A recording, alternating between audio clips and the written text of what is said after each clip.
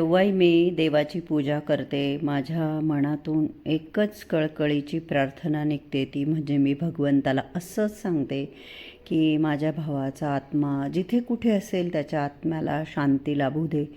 हीच प्रार्थना मी घरातल्या देवालाही करते आणि खाली मंदिरात जाते तेव्हाही करते.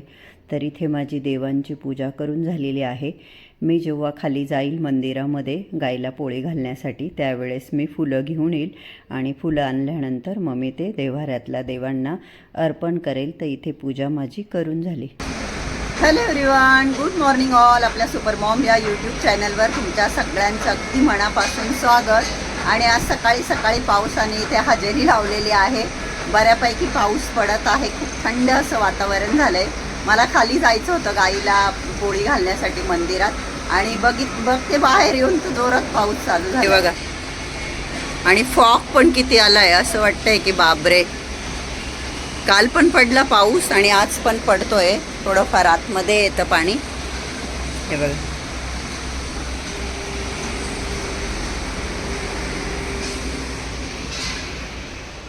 प्रशांतजी ॲज ऑलवेज गेले सकाळी सकाळी साईटवर. नाश्ता वगैरे बंद आहे त्यांचा, करत नाही ते नाश्ता. पोळ्या थोड्या थंड व्हायला ठेवल्या. चला म्हटलं आता गाईला पोळ्या घालून येऊ. आणि इथे मी प्रशांतजींसाठी पालकची भाजी बनवली आहे. ॲक्च्युली प्रशांतजींना टमॅटो आवडत नाही, तरी पण सुद्धा मी पालकच्या भाजीमध्ये एक शिमला मिर्च आणि एक टमॅटो आणि थोडंसं पनीर किसून टाकलं. आणि प्रतीकने मला आज एक वेगळी डिश बनवायला लावली, अंडा घोटाला म्हणून. तर ती बनवते मी. तर ती बटरमध्येच बनवायची असते. तर बटर भरपूर घेतलं मी, अमूल बटर, आणि ते मेल्ट झाल्यानंतर 1/2 टीस्पून मी जिरं टाकलं. आणि जिरं टाकल्यानंतर कांदे टाकले 2-3 बारीक बारीकच कांदे होते, चांगले चॉप करून घेतले, चॉपरमध्ये कट करून घेतले आणि ते कांदे इथे ॲड केले. ते जरा फ्राय झाल्यानंतर त्याच्यामध्ये मग मी 2 छोट्या साईजचे टमॅटो कट करून टाकले आणि तेही छान असे फ्राय करून घेतले. टमॅटो छान शिजावे म्हणून मी चवीनुसार त्याच्यावरती मीठ ॲड करून घेतलं. परंतु ही डिश बनवताना झालं काय, मी सगळे अंडे याच्यामध्ये फोडून टाकले, जबकी 2 अंडे ऑमलेट बनवण्यासाठी ठेवायला हवे होते. त्याच्यावरती ऑमलेट बनवून घ्यायचं असतं अंडा घोटाला. मी फर्स्ट टाईमच बनवते. त्यांनी मला इंस्टाग्रामवरून रील पाठवली अंडा घोटालाची, पण मी सगळे अंडे फोडून टाकले आणि ऑमलेट बनवता नाही आलं मला. तर हिरवी मिरची मी चवीनुसार इथे कट करून टाकली.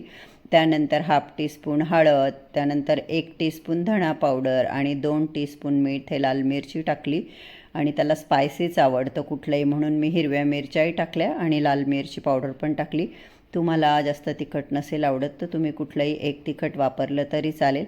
छान असं सगळं मॅश करून घेतलं आणि त्यानंतर त्याच्यामध्ये थोडंसं पाणी टाकून छान अशी त्याला उकळी येऊ द्यायची आहे. त्याची कन्सिस्टन्सी थोडी मेंटेन करायची आहे. आणि मग त्याच्यानंतर मी बॉईल केलेले अंडे, तर तो मला बोलला आता तू 6 अंडे उकडले तर 3च अंड्यांचं यॉल्क यूज कर बोलला आणि 3 अंड्यांचं फक्त व्हाईट यूज कर. तर मी 6 अंडे अशा पद्धतीने त्याच्यामध्ये किसून घेणार आहे.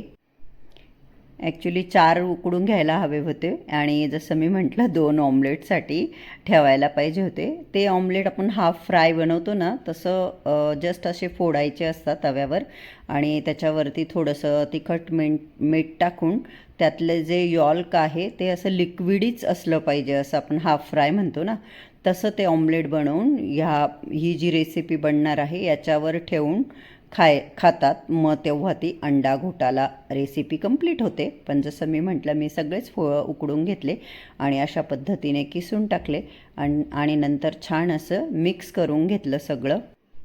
मिक्स केल्यानंतर माझ्याकडे फ्रेश कोथिंबीर होती, मी तीसुद्धा स्वच्छ धुवून घेतली आणि बारीक कट करून तीसुद्धा मी याच्यामध्ये मिक्स केली. कोथिंबीर टाकल्यानंतर पुन्हा एकदा छान हलवून दिलं आणि त्याला गरम गरम पोळ्या करून दिल्या. तर त्याचं म्हणणं असं होतं की हे थोडं लिक्विडी हवं होतं अजून आणि त्याच्यावरती ऑमलेट असतं तर मग अजूनच छान वाटलं असतं. तरी पण याचीसुद्धा टेस्ट खूप छान लागली, आवडली त्याला. इवन मीही खाल्लं. कालचा जो मी व्हिडिओ टाकला साफसफाईचा, त्याच्यामध्ये काही मैत्रिणींचे कमेंट असे, त्या काय विचारताय मला समजतच नाही असंच मी म्हणेल. एका ताईंचा कमेंट होता की आईन त्यांनी म्हणजे काय, आईन त्यांनी म्हणजे आईन त्यांनी. मी असं बोलले, आईन त्यांनी घर आवरलं आई आणि इतर बाकीचे लोक, आता प्रत्यक्षात आई तर वयस्कर आहे, आईने काही काम नाही केलं, पण आपण म्हणतो ना आईन त्यांनी असं केलं, आईन त्यांनी म्हणजे मला असं म्हणायचं की आईच्या घरच्यांनी. आणि एका ताईंचं म्हणणं की मुलगी ही घरची पाहुणी असते.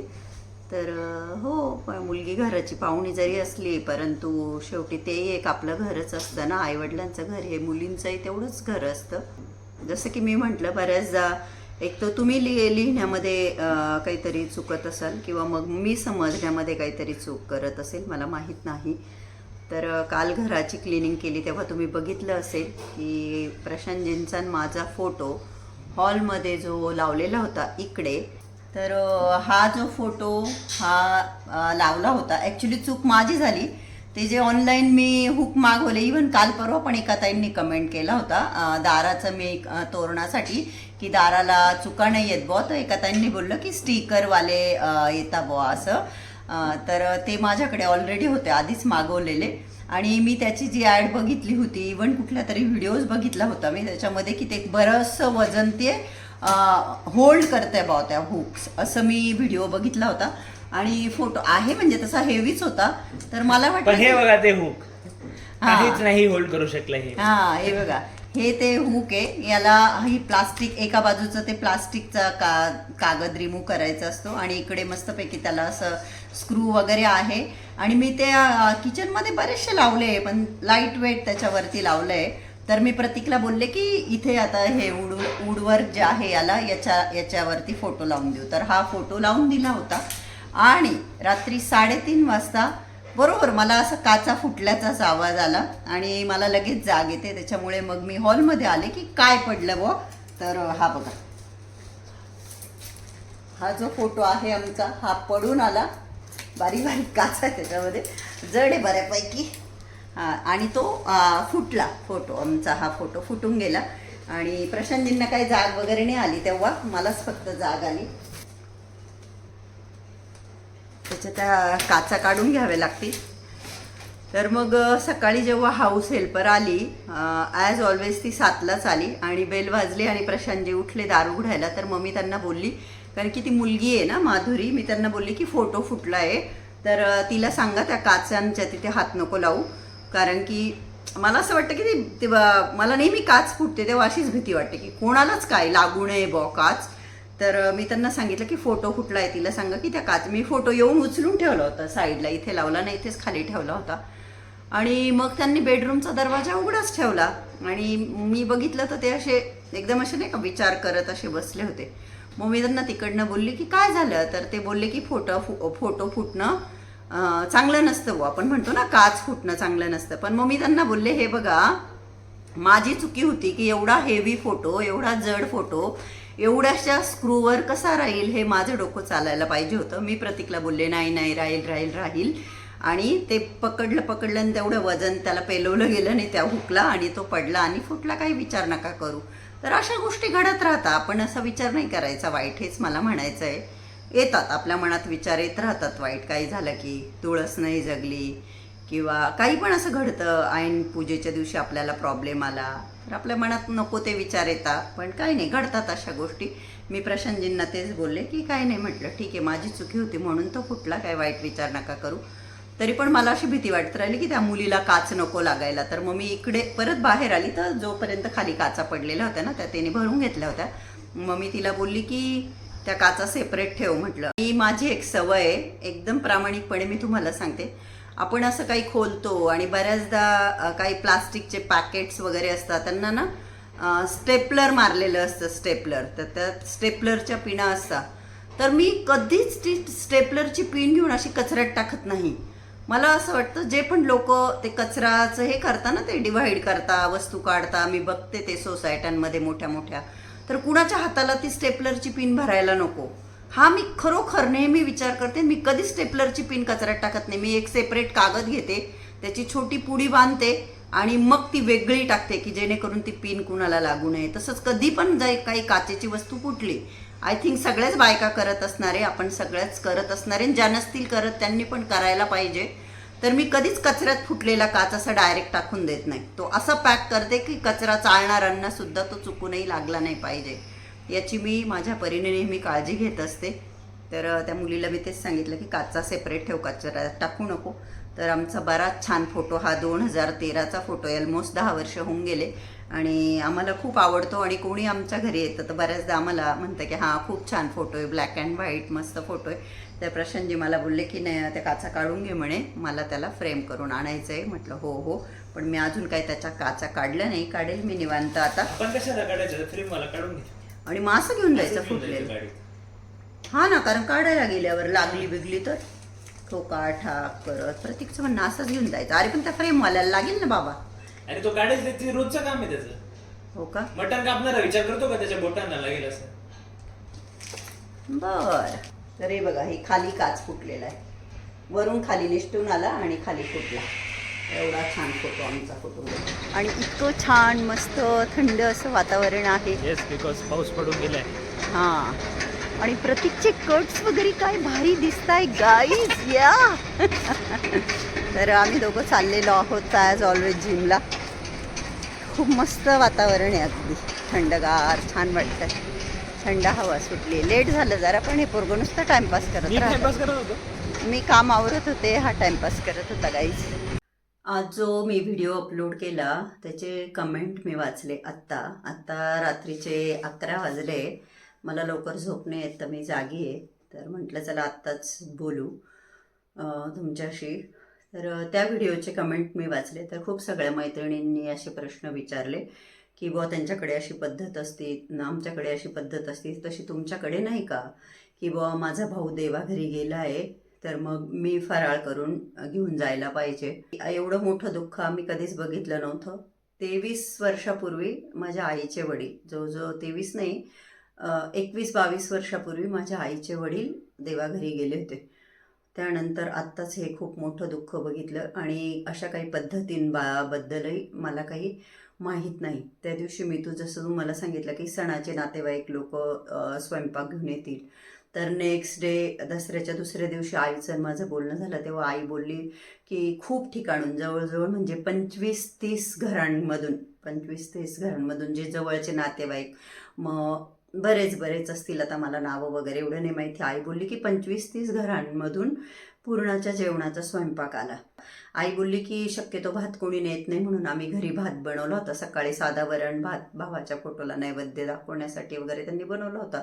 तर आई बोलली भात पण आला, भात सार. आणि मग मग म्हटलं एवढ्या स्वयंपाकाचं काय केलं?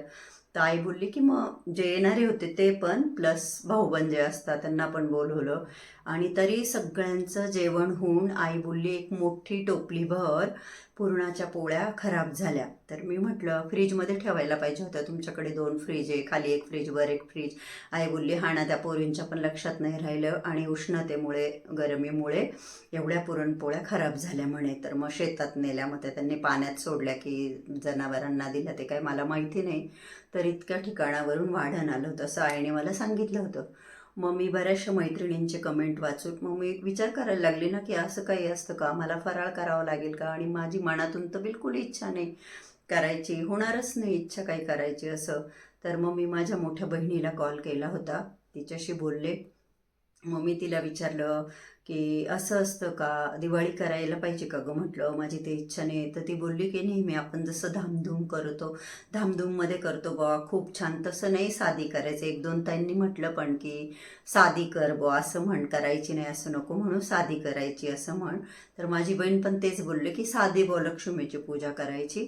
आणि मग मी तिला फराळाचं विचारलं की आपण फराळ करून आईन त्यांच्या घरी घेऊन जायचं का? तर माझी बहीण म्हणे नाही, आपण नाही न्यायचं, कारण आम्ही सगळ्या जणी असं एकत्रमध्ये, फक्त माझी सगळ्यात लहानी बहीण आहे 6 नंबरची, तिची जॉईंट फॅमिली आहे, तिची खूपच मोठी फॅमिली आहे, 3 सासरे एकत्र 20-1 लोकांचं त्यांचं कुटुंब आहे. तर आता त्यांच्या घरून दसऱ्याच्या दिवशी पण वाढण आलं तर तिच्या घरी तर आता एवढं कुटुंब येतं ते करणारच. आणि पण आम्ही सगळ्या सेपरेट आहे. आधी सुरुवातीला होतो एकत्र, पण आजच्या तारखेत बघायला गेलं तर सगळ्या सेपरेट आहे. तर ती बोलली नाही, आपण नाही करायचं, आपल्याला एवढं दुःख झालेलं आहे, आपण फराळ नाही करायचं म्हणे.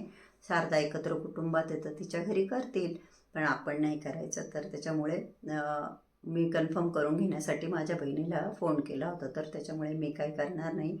आणि आत्ताच करीनाचाही फोन आला. आता करीना कशी छोटी आहे, तिला काही कळत नाही, मग ती मला विचारत होती प्रतीक चालला आहे ना उद्या परवा. नाही, प्रतीकने फ्रायडे, आता आज कोण वार आहे बघा, आज मंगळवार आहे. प्रतीकने शुक्रवारचं फ्लाईटचं तिकीट त्याचं बुक केलं. मग ती बोलली भैया तू दिवाळीला नाही येणार का? मग तो बोलला की नाही, दिवाळीच नाही म्हणजे दिवाळी अशी आपल्याला मोठं फेस्टिवल सारखं साजरं नाही करायची आहे, आणि मम्मी 1 किंवा 2 तारखेला सिन्नरला जाणार आहे. आणि करीनाचं माझं मागे बोलणं झालं होतं, तिला काही जास्त सुट्ट्या नाही. मग मी तिला म्हटलं बघ, आपण अशी मोठं काही सेलिब्रेशन करणार नाही आहे, नॉमिनल एक पूजा करू. आणि पण 27 ऑक्टोबरला आहे तिचा बर्थडे, तर तिला म्हटलं आपण बर्थडे जसं प्रतीकचाही केला नाही तर तुझाही काही बर्थडे सेलिब्रेशन नाही करणार आहे. तर ती बोलली नाही सेलिब्रेशन नाही, पण ॲटलिस्ट आपण एकत्र राहिलो असतो. मग मी तिला बोलली की हो 27ला तिचा बर्थडे आहे ना, तर तेव्हा मी राहिली ते.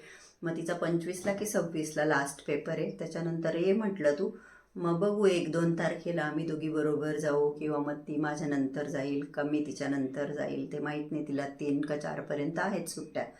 तर असं करीनाशी बोलणं झालं. एका ताईंचं म्हणणं असं दिवाळी करायचं नाही म्हणते, मग घर का आवरलं? आता दिवाळी करायची असली आणि नसली, घरामध्ये स्वच्छता तर आपण केलीच पाहिजे ना. आपण स्वतःची स्वच्छता करतो, खातो पितो झोपतो उठतो, प्रत्येक कृती करतो, प्रत्येक गोष्ट करतो. मग मी जसं म्हटलं खूप अशी थाटामाटात नाही, नेहमी करते तशी नाही. तुम्ही जर याच्या आधीचे माझे लक्ष्मीपूजनचे व्हिडिओ बघाल तर मी 100पेक्षा जास्त पंत्या लावलेल्या आहे पूजेच्या दिवशी. तशी नाही, पण एक नॉमिनल साधं बुवा. आता काही ताईंचं पण म्हणणं आलं की साधी होईन आपण पूजा, तर छोटीशी पूजा करेल, पण पण म्हणून स्वच्छता नाही करायची. तर काही काही वेळेस ना असे कमेंट असताना तर खूप विशेष वाटतं. आणि त्याच्याही पेक्षा विशेष वाटतंही, आणि त्याच्याहीपेक्षा जास्त दुःख तर या गोष्टीचं होतं की स्त्रियाच असे कमेंट करतात. तर कुठेतरी अशा ज्या स्त्रिया असतात मुद्दामहून उलटे सुलटे प्रश्न करणाऱ्या, त्यांनी स्वतःची विचारसरणी खरंच बदलली पाहिजे. कारण माणसाच्या जीवनामध्ये माणसाचे कर्म खूप मॅटर करतात. पण काही कुणाकुणाच्या स्वभावाला काही विलाज नसतो.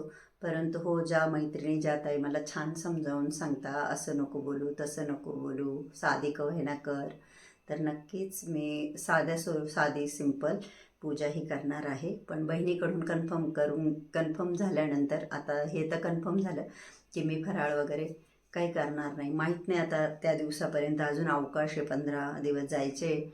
नैवेद्यापुरतं करेल की नाही ते मी माझ्या त्यावेळेच्या मूडवर ठेवलं आहे, नाही का. तर चला, आता आजचा व्हिडिओला मी इथेच एंड करते. व्हिडिओ आवडला असेल तर व्हिडिओला लाईक करा. चॅनलला अजून सबस्क्राईब केलं नसेल तर प्लीज सबस्क्राईब करा. आणि आजचा हा व्हिडिओ बघितल्याबद्दल तुम्हा सगळ्यांचे मनापासून खूप खूप धन्यवाद. Thank you so much. Love you all. Bye bye. Good night. Take care.